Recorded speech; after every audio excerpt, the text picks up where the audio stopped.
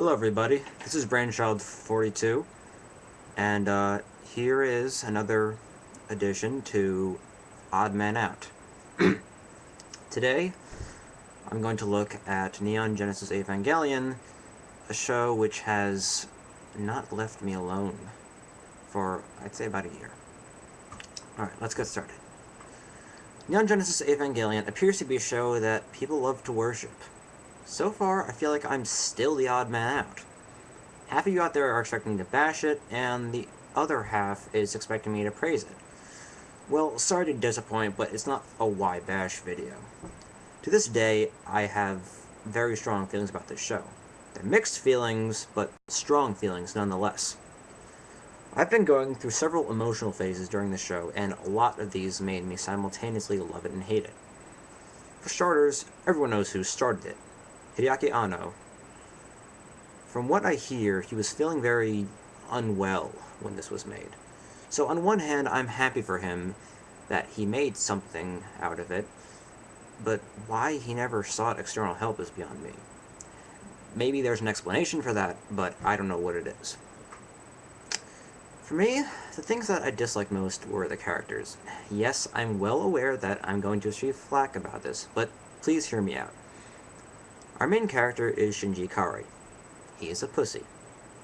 I know that he has daddy issues, and I know that he has low self-esteem, but I don't want that kind of character to be the leader of the pack. You could say that the big reason why I don't like him is because he reminds me too much of myself. I'm also battling self-esteem and major depressive disorder. I don't want the main character to be like that. I want him to be somebody who I can aspire to. Not somebody who sits in a corner and cries the entire time. But what I really didn't like was that throughout the show, he never changed.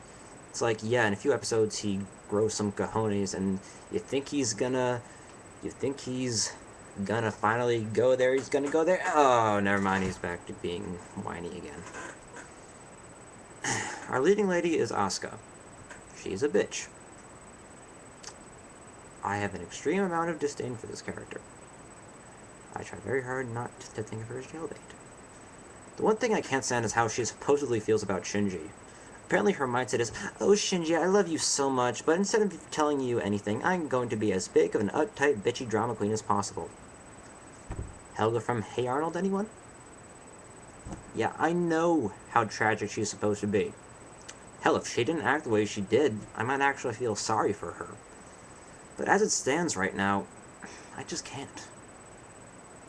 Rei is the third pilot. She's hot. I actually think that she's really interesting. I don't know if I'm wording this right, but as kind of a blank slate of a character, there's a lot of directions where she can and should have gone. And really, to tell the truth, I felt very sad when Rei 2 died. You know, she was experiencing true humanity. She was experiencing pain. And then, well, she had to go. Oh, by the way, I support Rei and Shinji. So, to Shinji and Asuka shippers, other than those three, there's not a lot to be said about the other characters, except maybe Misato. Misato was actually one of my favorites. She was intelligent, good-looking, caring, three-dimensional, and a brilliant tactician. If they made a spin-off about her, I would watch it. The action was lackluster at best. It's a show about giant robots, so make it happen. Seriously, I couldn't see any blow for blows. It was just one hit, a minute of screaming, and then a hit from the Eva. Wash, rinse, and repeat. The action has to be exciting. The large explosions and the cross-shaped explosions just don't cut it. I guess that if you're hardcore into philosophy, which I am, then you'll find value in this. I love philosophy, but watching this always left me in the dark. I can never tell what it was trying to tell me. I love it when a show is deep, but when I dive into the deep end of a pool, I want the water to be clear, not murky. And please don't get me wrong, I love the abstract and I love surreality. Eraserhead is one of my favorite films. But Ava just didn't cut it.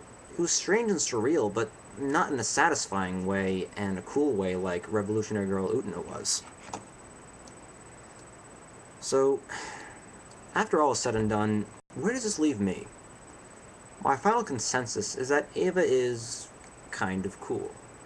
It's strange and it's different, and the mysticism runs deep, but it was just kind of dull.